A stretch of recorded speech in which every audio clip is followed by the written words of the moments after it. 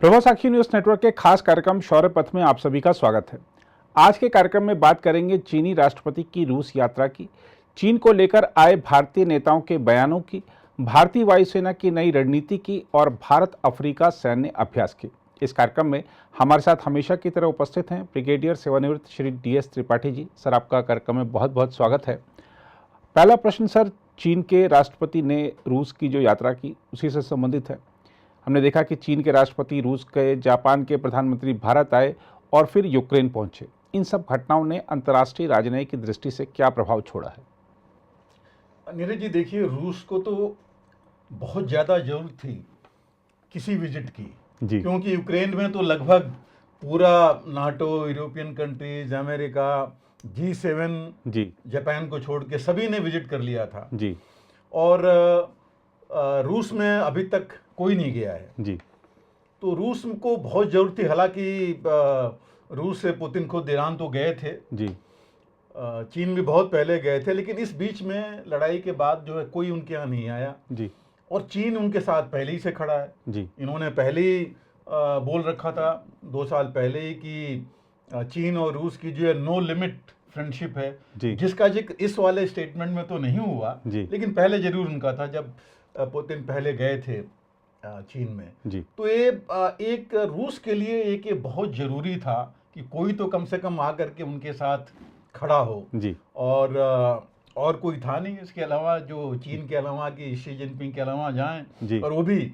अपने तीसरे कार्यकाल के चुनाव के बाद गए हैं जी जी एक और मजबूत स्थिति को लेकर के। जी लेकिन जाने से पहले उन्होंने फरवरी में, आपको पता ही है, कि 12 पॉइंट प्रोग्राम भी भेजा था एक, जी जिसमें उनको था कि पीस प्लान एक उन्होंने अपनी तरफ से भेजा था, जी जिसका कि बाकियों ने तो ज़्यादा स्वागत नहीं किया क्योंकि कहा गया है कि ये रूस की तरफ झुकाव ज़्यादा है इस जी। पीस प्लान का। जी और हालांकि यूक्रेन ने तो ये जरूर कहा था कि हम तो चीन को इनवाइट करना चाहते हैं कि आकर के खुद हालात देखें और पीस प्लान पर आगे बढ़ें, लेकिन उन्होंने जरूर लगाया था कि रूस को पीछे हटना पड़ेगा जी और अपना जहाँ तक सेना वापस करनी पड़ेगी। जी और बाकी चीज़ें और हैं, जो इंटरनेशनल कोर्ट ऑफ जस्टिस की बात है या रिपेट्रिएशन की बात है कि इतने बच्चे वहाँ चले गए हैं जो जी। ले गए हैं, जी डिस्ट्रक्शन जो हुआ है उसका जवाबदेही हो, वो सब चीज़ें चली रही हैं। जी तो इस बीच में ये एक बहुत ज़रूरी था, लेकिन इससे हासिल क्या हुआ है, साइकोलॉजिकल तो ज़रूर हुआ है। जी और उन्होंने, दोनों लोगों ने आपस में ज़रूर ये चीज़ दोबारा बोली है कि भाई जी। आपस में वो मिलकर ही काम करेंगे।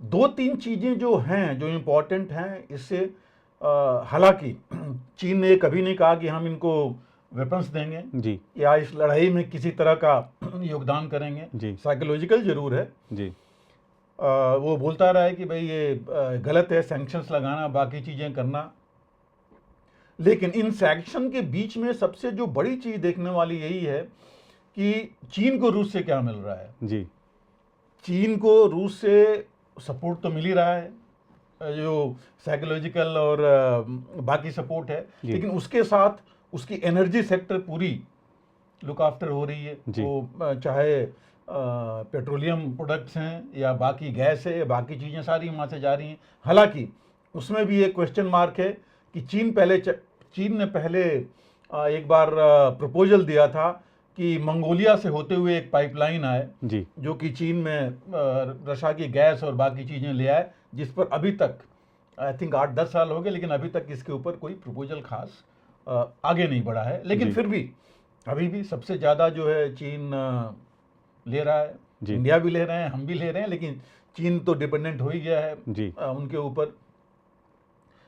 नाउ एक चीज़ बड़ी देखने वाली है, जो इनकी विजिट को तो नाटो ने एंड US ने क्रिटिसाइज़ किया है कि भाई ये जो कर रहे हैं ठीक नहीं है जी और मदद बिल्कुल नहीं देनी चाहिए इनको जी इसमें। और यहाँ तक ब्लिंकन ने तो यहाँ तक बोला है कि अगर चीन ने हथियार से और बाकी मदद की तो उसके कॉन्सिक्वेंसेस अलग होंगे। हालांकि चीन ने कहा है बड़ा क्लियरली, इनफैक्ट उनकी ग्लोबल टाइम्स की 3 दिन पहले की उसमें एक आर्टिकल भी है जिसमें लिखा हुआ है कि चीन जो है इन्वॉल्व नहीं होना चाहता जी हथियार दे करके, लेकिन रूस के साथ है।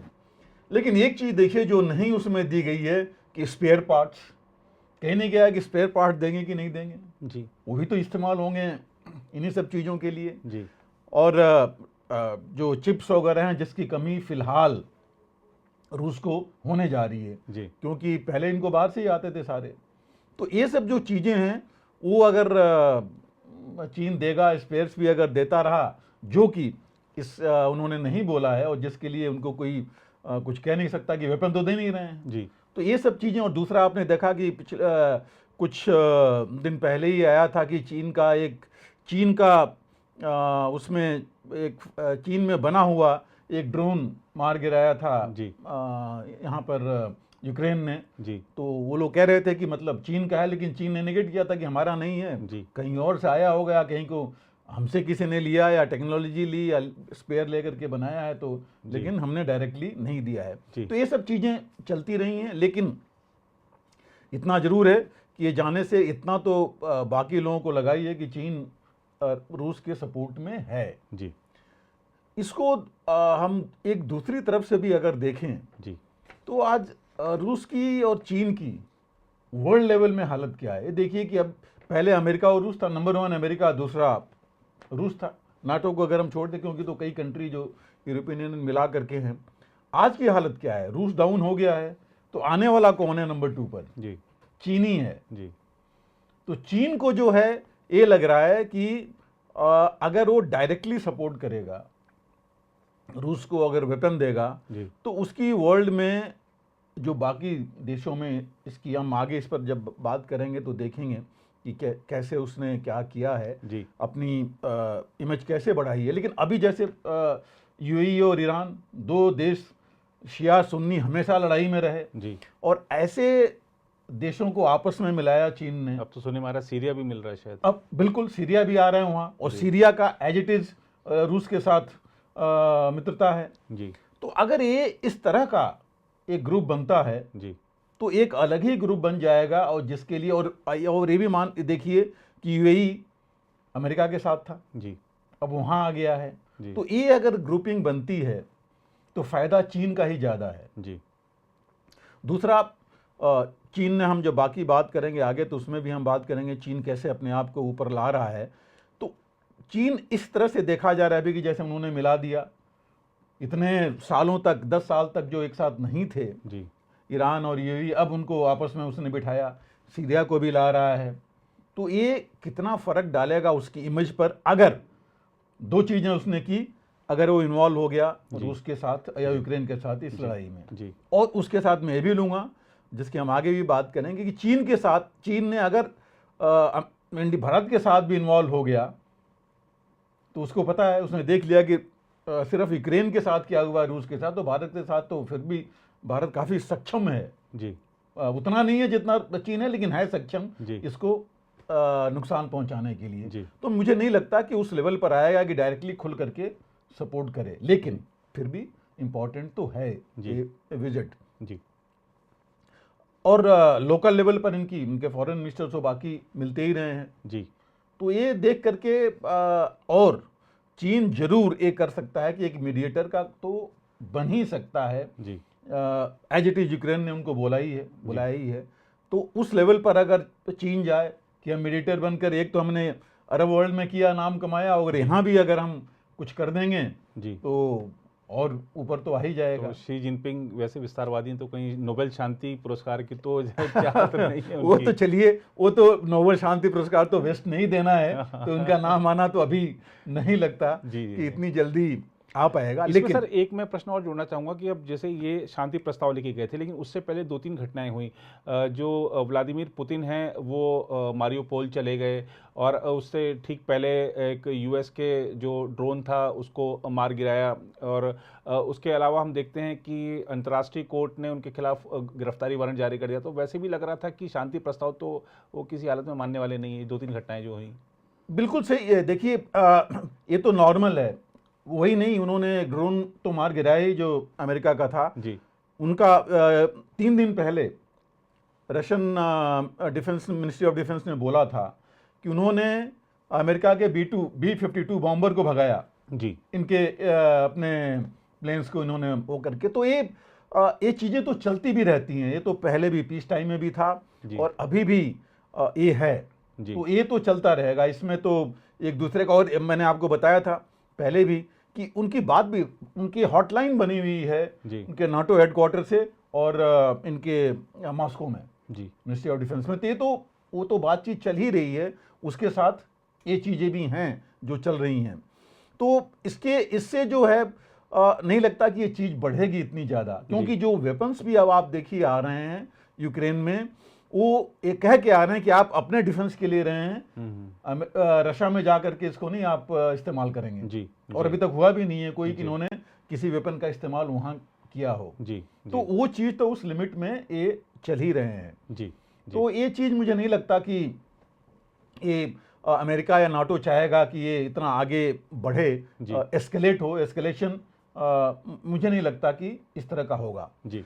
दूसरी चीज़, हम आए जापान के प्रधानमंत्री जो आए थे जी। आजकल आपको पता ही है कि G7 का अध्यक्ष है जापान। उन्होंने होस्ट भी करना है मई में G7 समिट, जिसमें वो मोदी को इनवाइट करके गए यहाँ से और एक्सेप्ट भी कर लिया इन्होंने। वो बहुत बड़ी चीज़ है G7 समिट का। जी। तो इसमें जो है वो आए, हालांकि उनका जाना था क्योंकि वही एक जापान के कशीदाई एक ऐसे लीडर थे G7 के जो अभी तक यूक्रेन नहीं गए हैं। बाकी 6 के 6 सभी वहाँ चले गए हैं। तो उनके ऊपर दबाव भी था कि आप भी वहाँ सॉलिडरिटी दिखाने के लिए जाइए। और कुछ नेचुरली उन्होंने भी अनाउंसमेंट किया कि हम मदद करेंगे जो भी यूक्रेन को देनी है ह्यूमैनिटेरियन असिस्टेंस, या उसके जो डिस्ट्रक्शन हुआ है उसके जो रिकॉन्स्ट्रक्शन वगैरह में मदद देने के लिए। लेकिन विजिट बिल्कुल सीक्रेट थी, यहाँ से सीधा गए वो, इसीलिए कि पहले से बताया नहीं, और सबकी थी, चाहे वो बिदन गए, चाहे जितने भी लोग गए, चाहे तो ये तो एक था, इनको जाना वहाँ जरूरी था। और जा करके उन्होंने अपना बताया भी है कि क्या मदद करेंगे। और दूसरी चीज़ ये है कि यहाँ से जैसे भारत में आए, बेसिकली मेन एम तो इंडो पैसिफिक ही था जिसके ऊपर सबसे ज़्यादा चिंता है अभी जापान को। जापान ने भी अपना रक्षा बजट काफ़ी बढ़ा दिया है। फाइटर्स के बारे में वो करने जा रहे हैं, हम आगे देखेंगे एंटी सेटेलाइट या हाइपरसोनिक वगैरह एंटी हाइपरसोनिक डेवलपमेंट करने जा रहे हैं अमेरिका के साथ। तो फ़र्क तो है, लेकिन अकेला जापान भी कुछ नहीं कर सकता वहाँ। और इम्पोर्टेंस चूँकि इंडिया की तो बढ़ ही गई है इंडो पैसिफिक के मामले में, और जो कि चीन बहुत सेंसिटिव है इसके बारे में। तो इस वजह से ये दोनों विजिट्स बहुत इंपॉर्टेंट थी उनकी, यहाँ पर भी और यूक्रेन भी जाने की। तो ये जो है इससे फ़र्क जरूर पड़ा है। एक तो यूक्रेन को ऑफ कोर्स की जापान का भी साथ मिल गया, और इन्होंने खुल के बता भी दिया कि क्या करेंगे, कितना असिस्टेंस देंगे, वो भी बता दिया। हालांकि वेपन्स तो वो दे नहीं रहे हैं, ना होना भी नहीं है उनके पास, लेकिन सभी साथ आ गए। रूस को एक साथ मिला, और चीन अभी भी जगह ढूंढ रहा है कि मैं कैसे, किस जगह, ऐसी जगह पर आए कि वहाँ भी अपना प्रभुत्व दिखा सके और दुनिया में दिखा सके कि हम डायरेक्टली इन्वॉल्व नहीं हैं, लेकिन हम जो है चाहते हैं कि दुनिया में रूल बेस्ड ऑर्डर, जो पहले उन्होंने बोला था किसी टाइम, इंटरनेशनल ऑर्डर हम चाहते हैं कि इंटरनेशनल ऑर्डर के मुताबिक चीज़ें चले, जो कि इंडो पैसिफिक में कहा जा रहा है कि वो नहीं कर रहा है। तो सर, हमने अभी चीन और रूस के संबंधों की बात करी, अब जरा भारत चीन की बात हो जाए। भारतीय सेना ने चीन से लगती सीमा के पास हरित हाइड्रोजन आधारित ऊर्जा संयंत्र स्थापित करने की योजना क्यों बनाई है? इसके अलावा विदेश मंत्री एस जयशंकर और एक वरिष्ठ सैन्य कमांडर ने कहा है कि लद्दाख में LAC पर चीन के साथ यथास्थिति बरकरार है, लेकिन स्थिति तनावपूर्ण है। आने वाले समय में आप दोनों देशों के संबंधों को कैसे देखते हैं? इसके अलावा एक खबर में दावा किया गया है कि अमेरिका ने पिछले साल भारतीय सेना को महत्वपूर्ण खुफिया जानकारी मुहैया कराई थी, जिससे उसे चीनी घुसपैठ से सफलतापूर्वक निपटने में मदद मिली। इस पर आपकी क्या प्रतिक्रिया है? निधि जी, 3 चीज़ें जो आपने कही, एक तो हाइड्रोजन का, एक चीन का, और जो हमारा हिंदुस्तान का है, और तीसरा ऑफ कोर्स जो अमेरिका ने हमें इंटेलिजेंस दिया। पहले हम हाइड्रोजन लेते हैं। हाइड्रोजन देखिए, बेसिकली NTPC से इंडियन आर्मी ने करार किया है, एग्रीमेंट किया है उनसे, 25 सालों के लिए ज़मीन, लैंड लीज पर देंगे और हाइड्रोजन से वहाँ पर जो है बिजली बनाई जाएगी। बेसिकली ऊर्जा की बहुत ज़रूरत है, आपको पता ही है, उन इलाकों में कुछ है नहीं। जी टोटल डिपेंडेंस जनरेटर्स पर होता है। जी जनरेटर्स को आपको पता है कितना कम्बरसम है, जी उनको ले जाना, मेंटेनेंस। हेवी जनरेटर्स आप हर जगह ले नहीं जा सकते। जी नॉर्मल जनरेटर्स ले जाना ले आना भी कितना मुश्किल है, और एक एडिशनल लॉजिस्टिक्स प्रॉब्लम बहुत बड़ा हो जाता है। जी वो ले जाएंगे, फिर उनको चलाने के लिए आपको डीजल या केरोसिन चाहिए, जी वो भी एक बहुत बड़ी लॉजिस्टिकल प्रॉब्लम है। जी और ऐसा नहीं है कि पहली बार ये जो माइक्रो जो पावर प्लांट्स बना रही है सेना, जी। मिनी और माइक्रो जी। बेसिकली वही है, 2 मेगावाट 5 मेगावाट या 0.5 तक के बनाए हैं। इवन JNK में कई जगहों पर, ये जहाँ पर पानी की सुविधा थी, जहाँ जी। पर फ्लो था वाटर का, जी। वहाँ भी माइक्रो ऐसे पावर प्लांट्स बनाए हैं। जी 0.5, कभी 1, कभी 2 मेगावाट, ऐसे अपने ज़रूरत के लिए और बाकी भी। जी। लेकिन फॉरवर्ड एरिया जो मैक्सिमम जगहों पर नहीं है। जी और हाइड्रोजन का जहाँ तक है, साल भर पहले ही हमने गवर्नमेंट ने मिशन शुरू किया है, हाइड्रोजन मिशन। आई थिंक 17,000 या कुछ करोड़ रुपए जी, के जी, जी, से लेकर के, और एम है कि इसको और आगे बढ़ाया जाए। 15 अगस्त पे ऐलान किया था प्रधानमंत्री बिल्कुल, ने शायद। लाल किले से उन्होंने ये ऐलान किया था जी। इस मिशन के बारे में। जी। और जहाँ तक इनका है कि 5 मिलियन टन के आसपास का प्रोजेक्ट है, जिसको लेके 2030 तक चला जाए, और सबसे क्लीन और ग्रीन एनर्जी है, और फौज के लिए बहुत अच्छा रहेगा ये। तो वहाँ से खास करके इस समय जो हमारे इक्विपमेंट हैं, उनकी मेंटेनेंस की बहुत ज़्यादा ज़रूरत है। इवन नॉर्मल जो हैबिटेट है, उसके लिए भी ज़रूरत है। जी। ये तो एक बहुत अच्छा मिशन है, बहुत अच्छा प्रोजेक्ट है। 25 साल तक का जो एग्रीमेंट किया है सेना ने, कि 25 साल लैंड जो है सेना उनको देगी, और BO होगा, बिल्ड ओन ऑपरेट सिस्टम होगा, जो NTPC ही बनाएगी, उसको ऑपरेट करेगी। वहाँ भी दे सकते हैं सिविल में जहाँ ज़रूरत पड़ेगी, बाकी ज़रूरतें वहाँ से वो पूरी कर सकते हैं। तो ये बहुत बड़ी पहल है, जी। जो कि सेना के लिए और हमारे देश के लिए भी एक बहुत अच्छी पहल होगी। साथ में मैं कहीं देख रहा था, ये भी था कि हाइड्रोजन का इस्तेमाल तो मिलिट्री या डिफेंस इक्विपमेंट में भी होता है, वेपन्स में भी होता जी। है, बट डेफिनेटली वो उसके लिए तो नहीं है ये। जी। अदरवाइज हाइड्रोजन का इस्तेमाल तो बहुत पहले से हुआ था। हाइड्रोजन वर्ल्ड वॉर 1 में हाइड्रोजन बैलून्स रेकी के लिए छोड़े गए थे, क्योंकि हल्के होते हैं, ऊपर जी। जाके देर तक रह सकते हैं हवा में। तो हैं, अब बात कई चीज़ों की होती है, तो वो अलग है, बट डेफिनेटली ये रिक्वायरमेंट तो बेसिकली पावर के लिए है, जो कि बहुत ज़रूरी है। दूसरी चीज़, जहाँ तक हमारे संबंधों की बात है चीन से, 2 चीज़ें देखिए बड़ी इंपॉर्टेंट है इसमें। 2 लोगों की मैं सिर्फ बात करूँगा कि हमारे फॉरेन मिनिस्टर ने बड़ा क्लियरली बोला था कि जो सिचुएशन अभी है चाइना के साथ हमारी, वो बहुत चैलेंजिंग है और चुनौतीपूर्ण है, मतलब काफ़ी, और कठिन भी है। जी। उन्होंने बड़ा क्लियरली बोला था।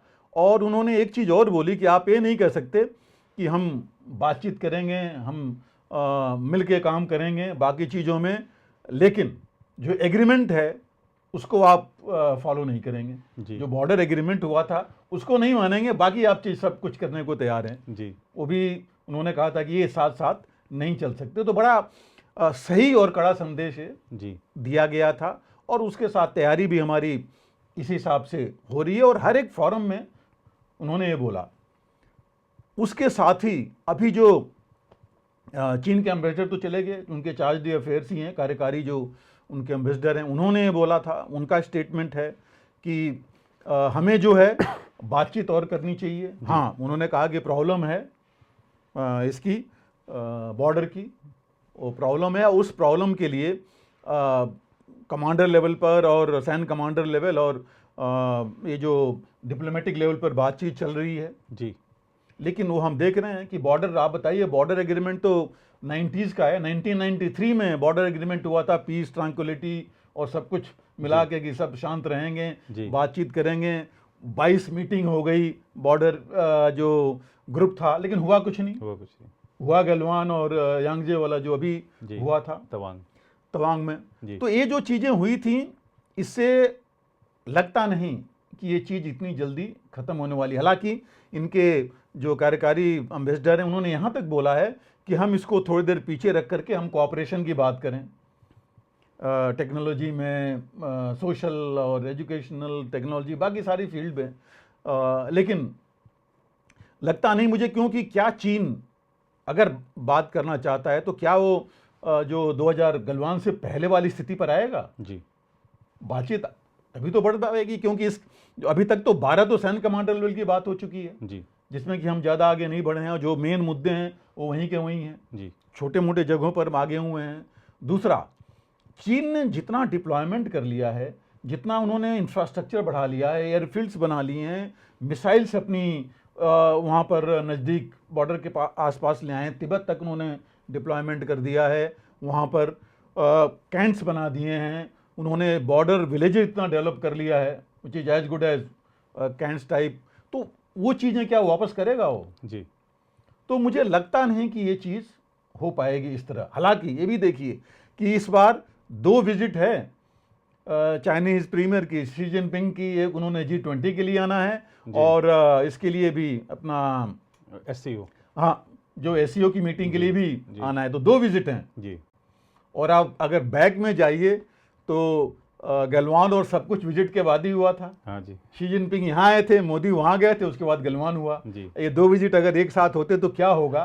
तो हमें जो है तैयार रहना हमें ज़्यादा ज़रूरी है। जी और मुझे हम सबको पता ही है कि जिस तरह से हमारा चल रहा है उस हिसाब से हम सेना और डिप्लोमेटिकली हर तरफ से और लोगों के हिसाब से भी हम तैयार हैं इस चीज़ के लिए। तो मुझे नहीं लगता कि बहुत ज़्यादा कुछ चीन से अभी फ़र्क पड़ पाएगा जब तक कि चीन यथास्थिति में नहीं आता या उसकी तरफ कोशिश नहीं करता। जी तभी जो है कुछ चीज़ें इन पर हम आगे बढ़ सकते हैं। जी तीसरी बात जो आपने कही, जो अमेरिका ने खुफिया सूचनाएं दी, ये सही है जो न्यूज़ में आया है, मैं उनके हिसाब से तो नहीं है बट ये सही है कि 2020 में ही एक एग्रीमेंट हुआ था हमारा अमेरिका के साथ, जिसको कि एक जियो स्पेशियल एग्रीमेंट है। उन्होंने नाम दिया था उसका BAEC करके, कि बेसिकली जो कोऑपरेशन और एग्रीमेंट इन जियो स्पेशियल, उसके जो इंफॉर्मेशन के लिए। जी तो अब जियो स्पेशियल मीन्स की pin point real time information हमारे पास कमी है, क्योंकि हमारी सेटेलाइट्स हमने भी मिलिट्री सेटेलाइट्स लॉन्च की हैं, लेकिन अभी हमारी उतनी हम एडवांस नहीं है जितना कि इंफॉर्मेशन इस मामले में अमेरिका के पास है। पहले भी इंफॉर्मेशन आती थी लेकिन लेट आती थी, हमारी भी लेट आती थी और चाहिए हमको रियल टाइम। तो ये जो स्पेसिफिक जिसकी हम बात कर रहे हैं, ये जो है इसका इंफॉर्मेशन जो इसमें बताया गया है कि अमेरिका ने जो ये यांगजे में वही जो हुआ था उसमें उन्होंने रियल टाइम दिया था कि उनकी बिल्डअप हो रहा है तकरीबन 200 आदमियों का और वो आ सकते हैं हमारी तरफ। और उसी टाइम के बीच में तवांग का जब ये इंसिडेंट हुआ था, उस समय हमारे लोग, हमारी सेना ने भी अपने 50-10 आदमी जो है वहाँ मोबिलाइज कर लिए थे। और आपको पता ही है कि क्या हुआ वहाँ, कि हमारे कम आदमी भी उन पर भारी पड़े और हालांकि इंजरीज हुई, लेकिन पिछली बार की तरह कोई डेथ बाकी चीज़ नहीं रिपोर्ट हुई और वो वापस गए। तो ये तो सही है कि ये चीज़ हुई है। हालांकि जो स्पोक्स पर्सन हैं इनके US नेशनल सिक्योरिटी काउंसिल के जो स्ट्रेटजिक कम्युनिकेशन के कोऑर्डिनेटर हैं, उनसे जब पूछा गया तो उन्होंने इस पर कुछ नहीं बोला, उन्होंने कोई जवाब नहीं दिया इसके बारे में। लेकिन अगर ये हुई है तो देखा जाए तो एक बहुत अच्छी बात है, लेकिन ये डबल है, क्योंकि अब इससे फ़र्क क्या पड़ा है? 2 चीज़ों पर देखिए, हमें ज़रूरत है इसकी इंफॉर्मेशन की और हम भी अपना बढ़ाएंगे स्ट्रक्चर। चीन ने तो कर ही लिया है उस तो ऑलरेडी डिप्लॉयमेंट कर लिया है उसने, लेकिन चीन इससे ज़रूर खफा है उसने हर एक किसी फोरम में बोला भी है कि ये ठीक नहीं है या इस तरह की चीज़ें गलत हैं। तो चीन को ये लग रहा है कि, और अमेरिका को यह भी जरूरी है कि चीन को कंट्रोल करने के लिए अगर ऐसे इंफॉर्मेशन नहीं देंगे जी भारत को, तो जो वो चाहते हैं कि हम भारत खड़ा हो चीन के अगेंस्ट, जी यहाँ पर भी और इंडो पैसिफिक में भी, या जो हम कहते हैं कि तीन फ्रंट या 4 फ्रंट भारत भी खोल सकता है, जी। लैंड पर, सी पर और ऑफ कोर्स एयर में, जी वो चीज़ नहीं हो पाएगी। तो वो एक और ये जो कॉपरेशन का एग्रीमेंट बनाई इसीलिए है। जी तो एक्चुअली 2020 में बनने के बाद पहली बार ये है एक्चुअली कि रियल टाइम इंफॉर्मेशन उस एग्रीमेंट के तहत हमको मिला है, जी पिन पॉइंट।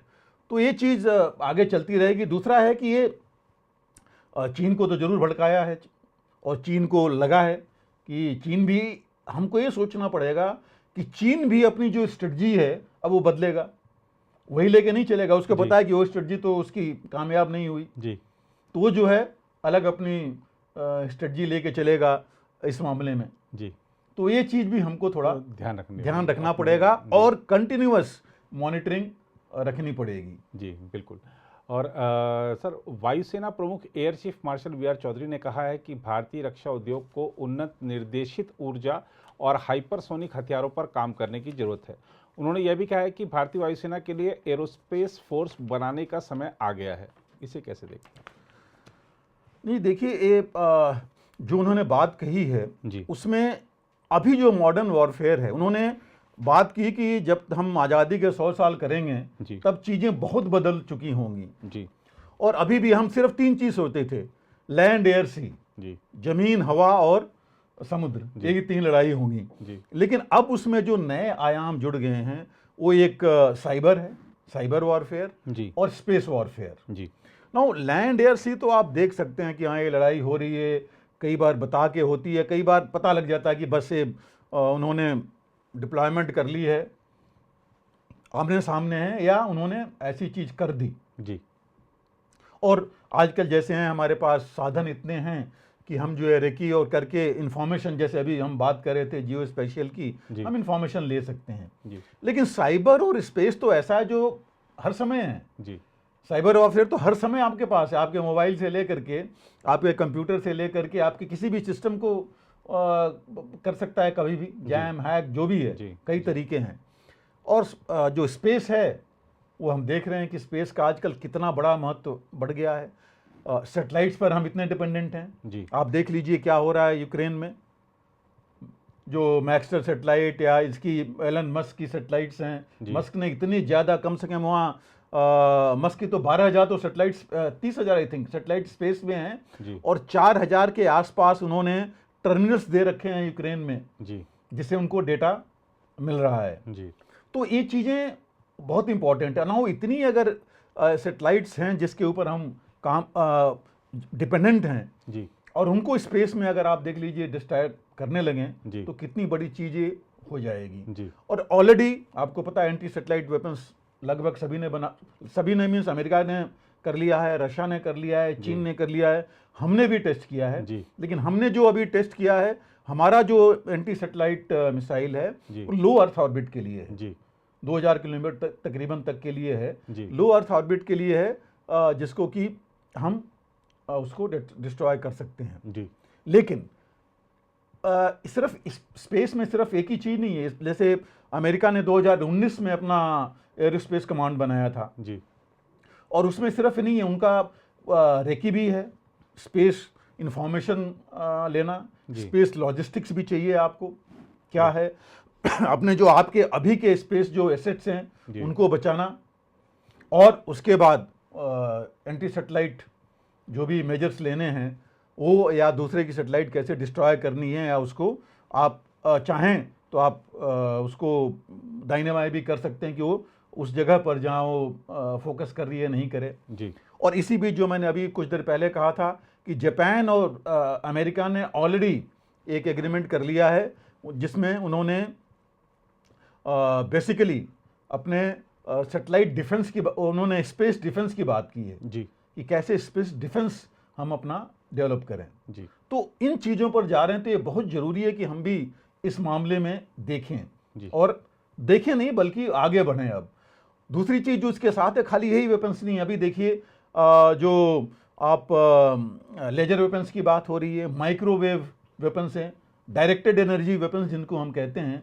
तो डायरेक्टेड एनर्जी वेपन्स आ रहे हैं, माइक्रोवेव हैं, चाहे लेजर हैं। लेजर का आपने देखा इजराइल ने कैसे मिसाइल से लेकर के जो आर्टिलरी शेल्फ तक जो है उन्होंने डिस्ट्रॉय कर दिया लेजर वेपन से अपने।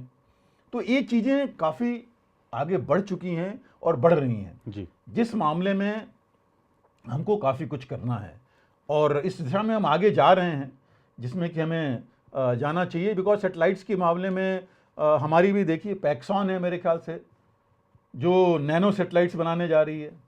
नैनो सेटेलाइट्स एक बहुत बड़ी चीज़ है। आप सोचिए इतनी छोटी सेटेलाइट में अगर आप इतनी बड़ी टेक्नोलॉजी, इतनी बड़ी चीज़ें ले सकते हैं और आपको सारी काम एक बड़ी सेटेलाइट की नैनो सेटेलाइट्स में हो जाएंगी जी। और नैनो सेटेलाइट्स के कि आप काफ़ी मात्रा में भी छोड़ सकते हैं जी।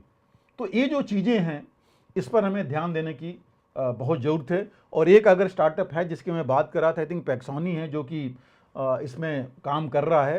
तो बाकी लोग भी आगे इसमें आ सकते हैं और डेफिनेटली इसमें हम आगे जा सकते हैं। जी। हाइपरसोनिक का जहाँ तक सवाल है, हाइपरसोनिक आपको पता ही है इस वॉर में बहुत देख लिया है हम लोगों ने कि, लेकिन हाइपरसोनिक की एक चीज़ सबसे बड़ी चीज़ है हाइपरसोनिक वेपन्स की कि ये जो हैं 5 मैग से लेकर के 20-25 मैग की स्पीड तक जाते हैं।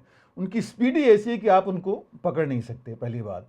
और वो तकरीबन जितनी नॉन एयर डिफेंस सिस्टम्स हैं उनसे वो उनको पकड़ नहीं सकते ना डिस्ट्रॉय कर सकते हैं। मेन चीज़ होता है कि जो बूस्ट फेज है किसी भी मिसाइल का, बूस्ट फेज में मिसाइल सबसे ज़्यादा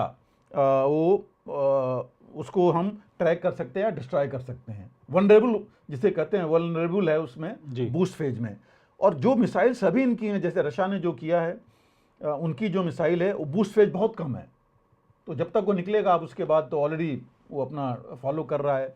दूसरी बात, 2-3 तरह की टेक्नोलॉजी भी इसमें है।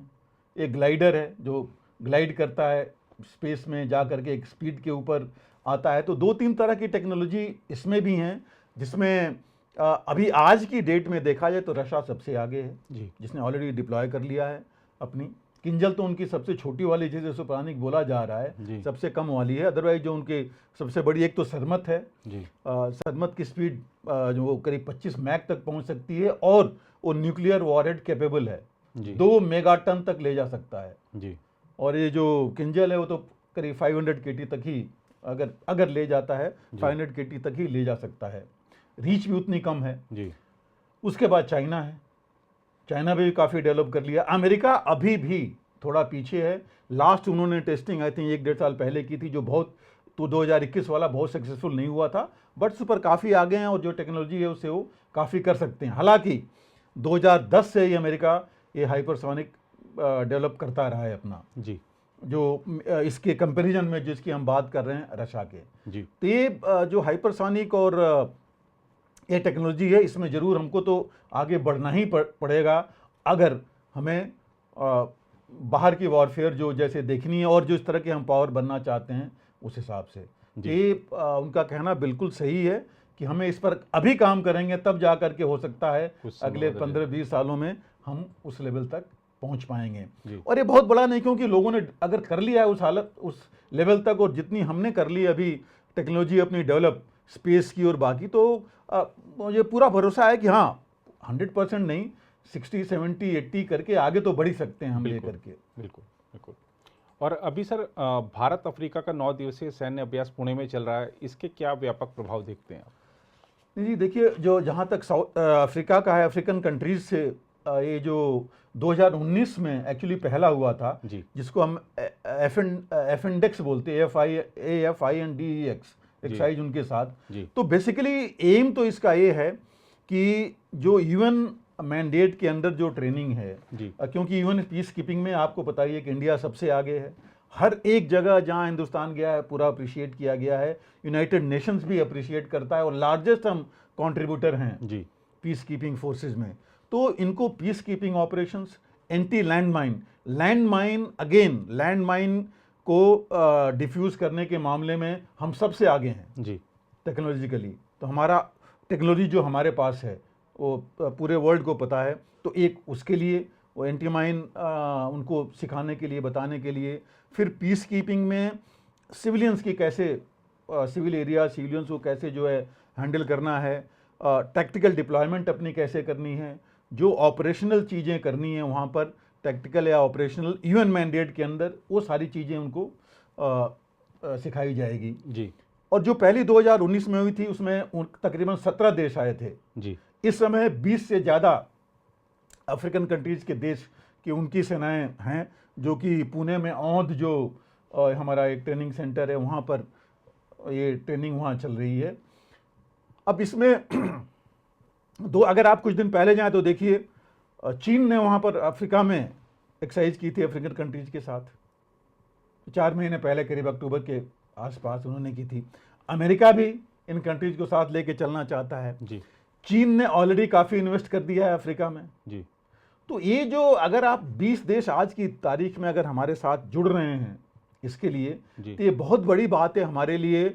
मिलिटरली तो है ही है, उससे ज़्यादा डिप्लोमेटिकली है जी कि हम उनके साथ इंगेज कर सकते हैं और कई चीज़ों पर हम उनके साथ आगे बढ़ सकते हैं और उनको इतनी सस्ती चीज़ें, हर एक चीज़, चाहे वो टेक्नोलॉजी है, चाहे वो फूड प्रोग्राम्स हैं, और भी जो भी चीज़ें उनको बाहर से नहीं मिल पा रही हैं या उनके लिए महंगी हैं, उनके सोशल लाइफ है, इन जनरल उनकी जो लाइफस्टाइल है उसको आगे बढ़ाने के लिए, उनकी इकोनॉमी को आगे बढ़ाने के लिए, तो कई चीज़ें हम इसके साथ लेके चल सकते हैं। एक बहुत बड़ी उपलब्धि हमारे लिए कि 17 से 20 या 21 देश अभी आ रहे हैं और आगे अगर ऐसे चलेगा तो और भी देश जरूर आएंगे। और ऐसा नहीं कि हम इन्हीं के साथ कर रहे हैं, सही तो हम सबके, अमेरिका के साथ भी हम किए हैं, जिसके लिए कि अमेरिका ऑलरेडी खफा है इनसे, हमसे, कि नंदा देवी तक हम अमेरिकन्स गए थे वहाँ, चाइना खफा है जी। तो ये सब चीज़ें हैं कि जो हम सबके साथ करते रहते हैं। बट एक ये बहुत बड़ा एक अचीवमेंट है हमारे लिए, जो अपेंडिक्स 1919 में करके 20 में तो हुआ नहीं क्योंकि कोरोना और बाकी वजह से है, तो अब हम इसके बाद कर रहे हैं अभी। तो एक बहुत बड़ी उपलब्धि है हमारे लिए भी, उनके लिए भी, और ये भी दिखाने के लिए यूनाइटेड नेशंस में कि हम इतना कंट्रीब्यूट कर रहे हैं कि यूनाइटेड नेशंस को मजबूत करने के लिए और वसुधैव कुटुंबकम की जो हम बात करते हैं कि विश्व का कल्याण जो हो, उसके लिए भी कि भाई सबको बता रहे हैं कि आप कैसे जो है जो टेररिज्म है, बाकी चीज़ें हैं, कैसे आप कॉम्बैट करें, क्योंकि हम तो ऑलरेडी उसमें महारत हासिल कर चुके हैं। जी बिल्कुल। और वापस सर, रूस यूक्रेन युद्ध के संदर्भ में एक प्रश्न है कि हमारे सेनाध्यक्ष जी ने कहा है कि रूस यूक्रेन संघर्ष से हार्ड पावर की प्रासंगिकता की पुष्टि हुई है, इसे कैसे देखते हैं आप भारतीय पहलू के हिसाब से? नीरज जी, ये जो हार्ड पावर है उसको थोड़ा हमें समझना पड़ेगा कि है क्या हार्ड पावर। बिल्कुल। और क्यों ये वर्ड हार्ड पावर आया। जी। पहले तो हम पावर की ही बात करते थे कि पावरफुल नेशंस हैं, अब वो हार्ड पावर, सॉफ्ट पावर दोनों चीज़ें आ गई हैं और प्रासंगिक हो गई हैं जी। हार्ड पावर है दोनों, मिलिट्री और इकोनॉमी दोनों मिला करके। पहले हम अकेले चलते थे, इकोनॉमी लेके चलते थे या सिर्फ डिप्लोमेटिक चीज़ें लेके चलते थे। अब हिंदुस्तान ने खास करके चाइना के साथ जब चीज़ें हुई तो हमने मिलिट्री और डिप्लोमेसी दोनों को एक साथ मिलाया जी।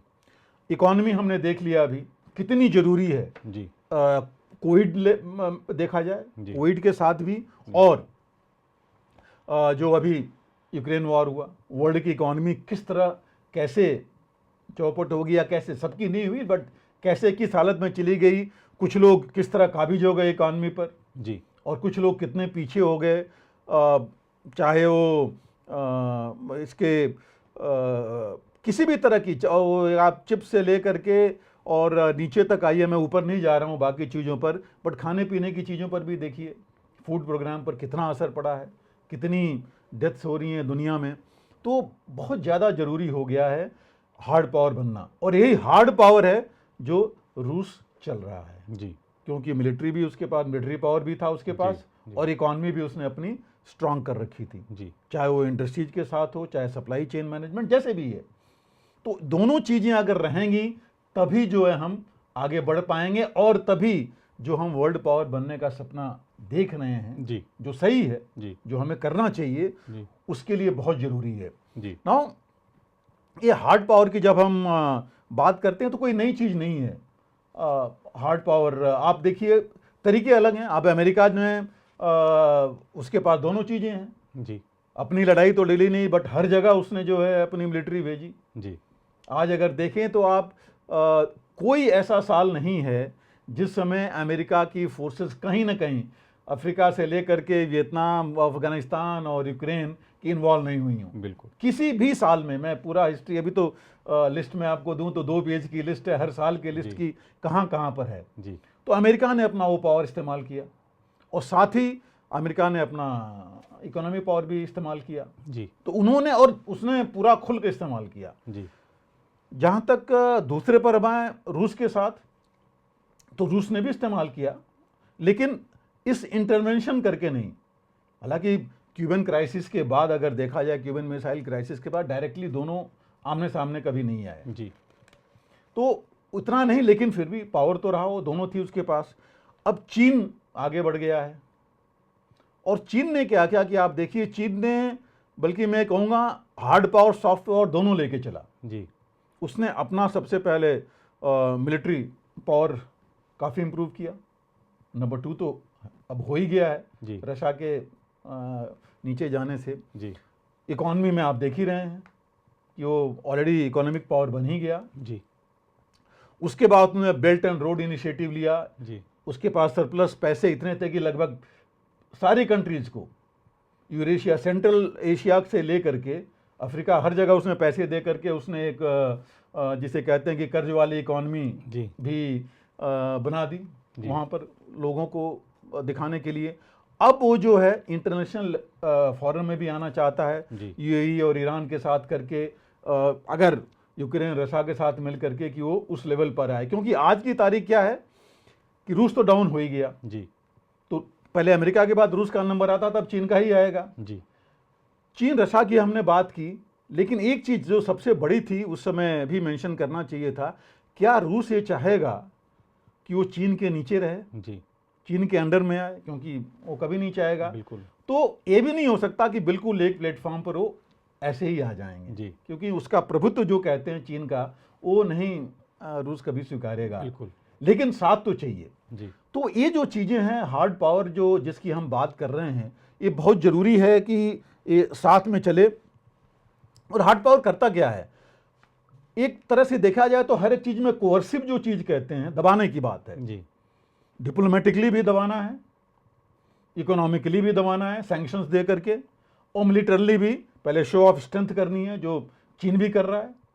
अमेरिका को दिखा रहा है कि हम भी ये कर सकते हैं, बलून हम आपके घर तक भेज सकते हैं, जी अपने एयरक्राफ्ट हम यहाँ तक ला सकते हैं, एयर बेसेज हम यहाँ, एयर बेसेज, नेवल बेसेज सब हम बना सकते हैं, आर्टिफिशियल आइलैंड्स बना करके वहाँ बना सकते हैं। जी तो ये सारी चीज़ें चीन ने अपना प्रोपोगेट कर दिया, दिखा दिया। जी। तो हार्ड पावर जो है वो भी ला रहा है। जी यूरोप ने, नाटो ने देख लिया कि तो हम सिर्फ कंबाइंड होकर के हार्ड पावर नहीं चलेगा, जी। इसलिए अब वो भी अपने सारे बजट अपने बढ़ा रहे हैं, डिफेंस बजट। जी जापान देखिए, जो एक पैसा नहीं खर्च करता था। जी स्वीडन टोटली न्यूट्रल था।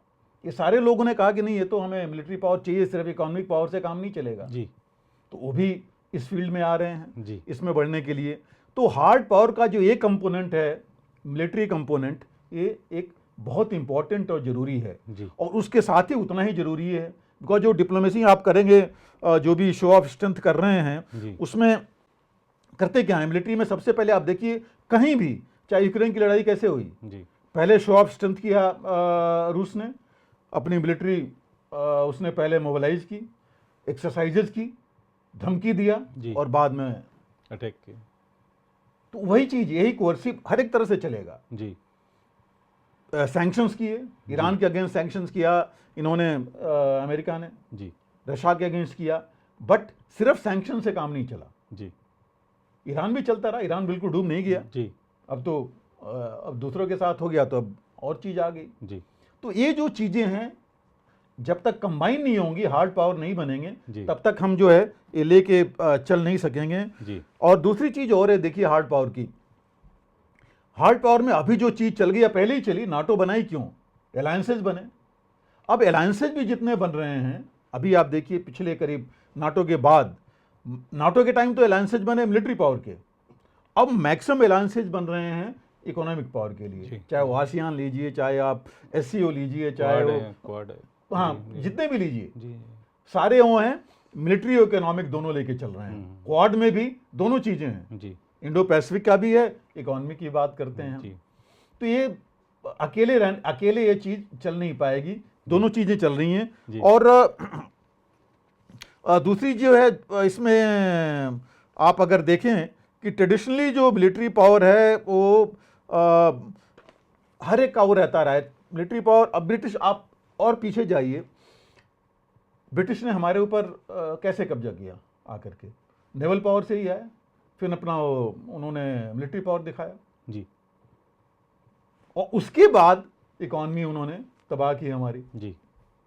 तो शुरू से ही है मिलिट्री पावर। इनफैक्ट मैं, अगर आप बहुत पीछे भी चलिए तो पहले के कुछ बहुत बड़े राइटर्स हैं जिन्होंने थ्योरीज बनाई थी जी। एक मैकेंडर का नाम आता है, जो 1904 में तकरीबन उन्होंने एक थ्योरी बनाई थी जिसमें उनका कहना था कि उन्होंने उसको नाम दिया था हार्टलैंड थ्योरी जी। जिसका एम ये था, उन्होंने कहा था उस समय कि जो सेंट्रल एशिया को अगर उसके ऊपर प्रभुत्व रखेगा तो दुनिया में उसका प्रभुत्व रहेगा जी।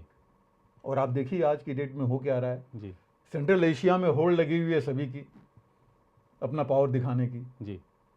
तो ये चीज उस समय उन्होंने कहा था। इनफैक्ट अगर आप देखें अल्फ्रेड वेबर का बहुत नाम आता है, 1958 तक वो थे, 1953 आई थिंक में उनकी डेथ हुई थी, जिनकी इसमें पब्लिक एडमिनिस्ट्रेशन में काफ़ी उनका थ्योरीज पढ़ाई जाती हैं जी। और उनकी भी थ्योरी थी बेसिकली उन्होंने इंडस्ट्रियलाइजेशन और इकोनॉमी की बात की थी कि ये भी एक ऐसी चीज़ है, इंडस्ट्री वगैरह ऐसी जगह पर ही डेवलप होते हैं जहाँ पर कि सब चीज़ें कॉम्पेटेबल हों, और जो ये इंडस्ट्री और सप्लाईज के पर कंट्रोल कर लेगा वो काफ़ी आगे जाएगा। हालांकि इनकी थ्योरी नहीं है, वो तो 1904 की है, ये तो आई थिंक 1930-40 के आसपास की इनकी जो भी थ्योरीज हैं। तो ये चीज़ें पहले से हैं जो कि आज की डेट में सही आ रही हैं। तो इनका कहना भी बहुत सही है और हमको भी इस बारे में काफ़ी कुछ करना पड़ेगा, क्योंकि आप देखिए इकोनॉमिक सैंक्शंस वगैरह बाकी आप लगाते जा रहे हैं, बट अभी हुआ क्या है, अमेरिका नीचे क्यों गया है? अमेरिका ने जहां जहां भी इंटरवेंशन किया, लेटेस्ट हम अफगानिस्तान लीजिए या यूक्रेन लीजिए, उनकी पावर नीचे ही गई है जी। साल भर से ऊपर हो गया लेकिन कुछ हो नहीं पाया यूक्रेन में जी। दबा नहीं पाया रशिया को जी। अफगानिस्तान में जाके उनको वापस आना पड़ा, जबकि बड़े छोटे पावर के साथ कोई बहुत बड़ा पावर उसमें इन्वॉल्व नहीं था अफगानिस्तान में जी। वियतनाम में देखिए, नॉर्थ कोरिया देखिए, कहीं भी सिर्फ मिलिट्री पावर और ये उनकी सिर्फ सैंक्शंस लेकर के वो आगे नहीं बढ़ पाए। नॉर्थ कोरिया भी चले ही जा रहा है जी।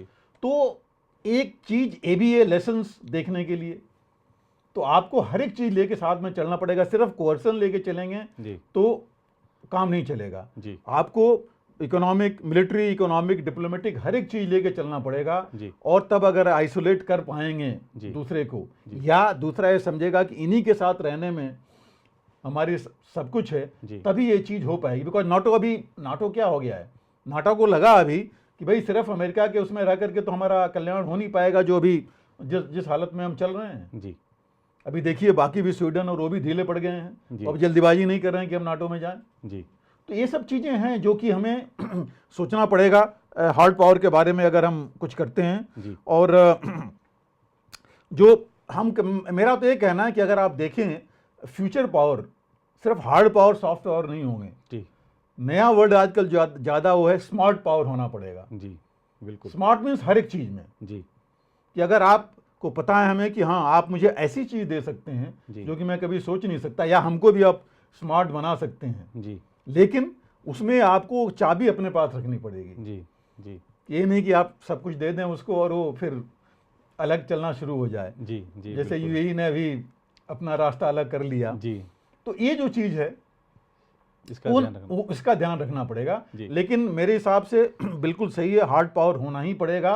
और ये वर्ड अगर जोड़ लेते हैं तो स्मार्ट पावर होना बहुत जरूरी है इस समय आगे बढ़ने के लिए और दुनिया में एक वर्ल्ड पावर बनने के लिए, जिस राह पर हम चल रहे हैं और चलते रहे तो जरूर हम आगे बढ़ेंगे। हिंदुस्तान हो सकता है पहला स्मार्ट पावर बन जाए, जो कि बिल्कुल हमारे पास है कैपेबिलिटी, और हर भारतीय की इच्छा है स्मार्ट पावर बने। और आज के कार्यक्रम में आपने बड़ा विस्तृत तरीके से समझाया कि हार्ड पावर क्या है, सॉफ्ट पावर क्या है, स्मार्ट पावर की आपने एक नया शब्द दिया है, और ख़ास तौर पे आपने बताया कि एरोस्पेस फोर्स बनाने का समय क्यों आ गया है।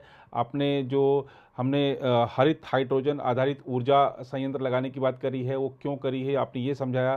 साथ ही आपने बताया कि किस तरीके से जिनपिंग का जाना व्लादिमीर पुतिन के लिए एक संजीवनी के तौर पर काम कर गया। तो मुझे लगता है कि आज के कार्यक्रम से भी हमारे पाठकों को, दर्शकों को बहुत सारे उनके जो मन में प्रश्न हैं उनका समाधान मिला होगा। फिलहाल इस कार्यक्रम में इतना ही। बाकी देश दुनिया की खबरों के लिए बने रहें आप प्रभा साक्षी के साथ। आपका बहुत बहुत आभार सर। Thank you. अगर आप भी लेना चाहते हैं देश दुनिया की तमाम जानकारी तो आज ही सब्सक्राइब करें हमारे चैनल को। साथ ही नीचे दिए बेल आइकन को जरूर दबाएं ताकि हर अपडेट आप तक पहुंच सके।